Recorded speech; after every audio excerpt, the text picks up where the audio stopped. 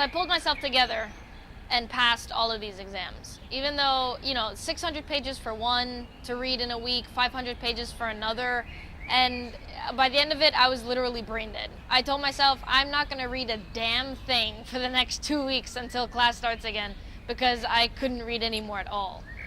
And so now I was going to the Netherlands to see my friend Bart.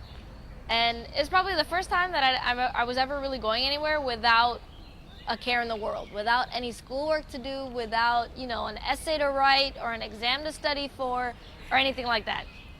So really in the beginning, I didn't know what to do with my time. And I got there and he put on Netflix and we started watching Suits. And I became obsessed. All I was doing was watching Suits. I would literally wake up in the morning, watch Suits, make something to eat. Oh, no, actually go to the gym because I still had to go to the Czech Republic, so I had to stay in shape, right? I couldn't completely let myself go. I would go to the gym, come back, watch Suits. Make something to eat it while watching Suits. And then maybe go to the gym again, come back home, drink some Jamaican rum because, he lived in Jamaica, I'm Jamaican, we really couldn't help ourselves but to have a little Appleton. And still while I was watching Suits. And I watched, I think, 3 seasons in 4 days. And after that 4th day, actually not even, a few days later he told me, he said, oh, by the way, you remember that time that you told me that you wanted to go to Paris? I said, yeah. He's like, oh, so we're leaving tomorrow morning. I'm sorry, what? Yeah, we're going to Paris tomorrow. All right, I'm excited, let's go. We drove 4 hours to get to Paris, and I had never been there. This is my first time in Paris. And, thank you, Bart. I cannot believe that you actually took me to Paris. That was probably the best thing anyone's ever done for me. But we got there, and I don't know French. He knows maybe a little bit. I can't even pronounce most of the words except merci and beaucoup. I don't know. And we walked around Paris for 2 days. He was pretty much leading me because I didn't know where I was going. Or I didn't really know anything about it because, I'd never planned on going to Paris before. And some of the most interesting things, nobody there speaks English. They don't want to speak English. Ordering food was a hassle. I think I ordered one time lasagna and got some vegetable casserole, and I had absolutely no idea. It was good, but she didn't want to speak English. I didn't know French, so I pointed at something in the menu that was written in French, so I didn't really know what it was, and just kind of, messy.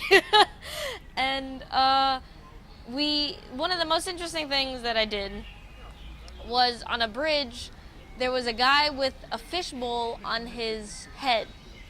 And I found it interesting. Actually, the thing that sparked my interest was that I could see the reflection of buildings in the fishbowl, in the water in the fishbowl, and I wanted to take a picture of it. And that made me, in order to take a picture, I would have had to give him a little bit of money.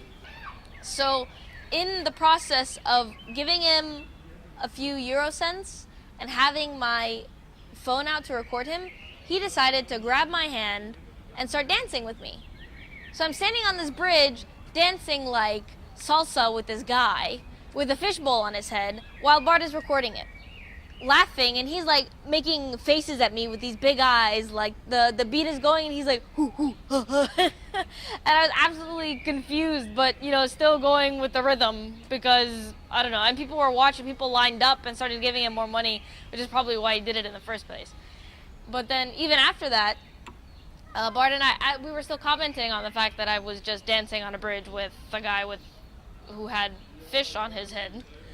And we saw these 2, I guess, homeless people that one of them had a sleeping bag wrapped around a tree, and he was probably drunk because he could not seem to get the sleeping bag up. Well, first of all, I don't know why he had a sleeping bag that was tied to a tree. And then second of all, he spent 20 minutes, and we were just standing there and watching him and laughing because, I enjoy people watching, but it was hilarious. He was trying, he ended up breaking the whole thing while his friend was sleeping at the same time, and strange. And this was all in the middle of the this was all in the center of town. So you'd think if you're going to sleep on the street, you'd probably go a little bit further out, but I guess they'd these two decided that that wasn't necessary for them. All in all, Paris was a lot of fun. I also had to spend a lot of time in the subway because everything was very far apart. Paris was really hard to kind of see everything in one. But that was also entertaining because there were people in the subway that were singing, making music, like something that would come out of a Disney movie like Tarzan or The Jungle Book. So then you'd get in the subway and start dancing. But I'm sure for those people that live there, that's quite annoying. But for me as tourists, it was a lot of fun.